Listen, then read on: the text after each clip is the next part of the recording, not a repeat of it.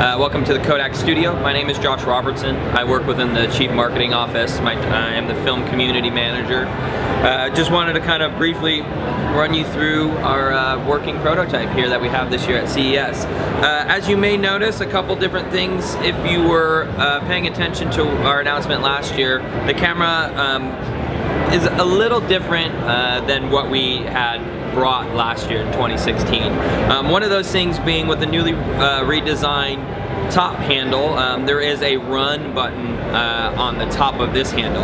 With our LCD screen that can flip out and you can kind of utilize the camera using this top handle, some of the feedback we got from last year when we started giving these to some directors, not only amateurs but also professional directors, one of the things they did mention that it would be great to have a run button on the top handle. So that was one of the features that, you know, makes the camera look a little bit different than this year.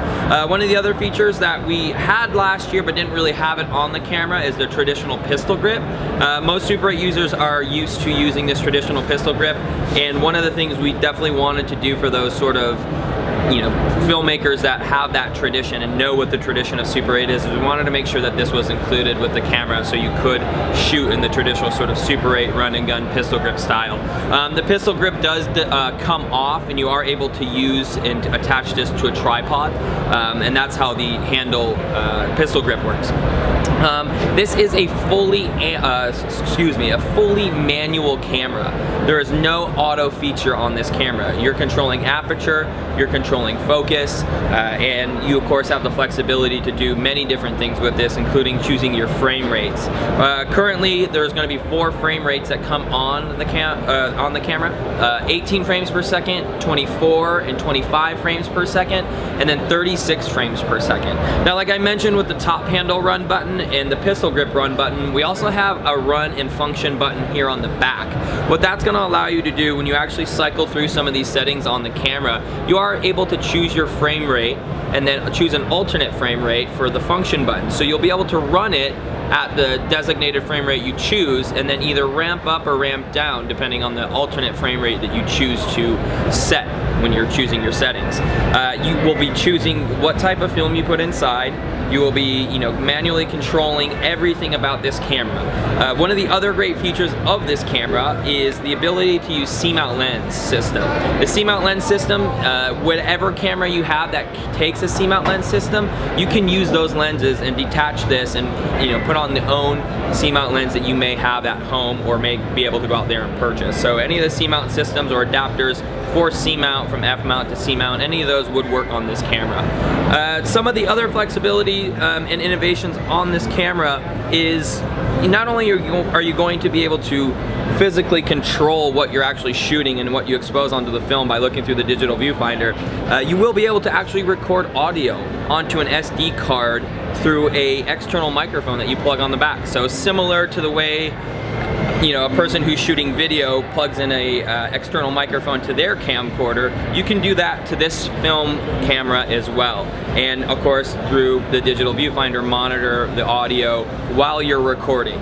Another great feature is the HDMI. You're able to then sort of what they call video assist. So if you are on a set, you are using this on a tripod, and you want to be able to sort of amplify your image and not have everybody crowd around the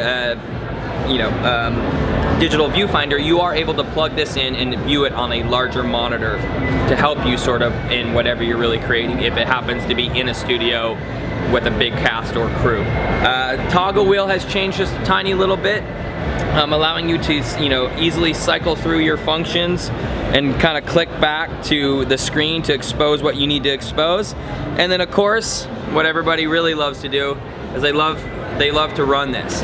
So you can run this camera, and I will run it at the designated frame rate, which was 24, and then I'm gonna ramp it up to 36. And of course, this is all will be designated onto the digital viewfinder that you'll be able to, you know, monitor what frame rate you're at and what exposures you're at. You got a light meter on the side, so you'll be able to adjust your aperture and see it how it should look depending on the cartridge that you have in it.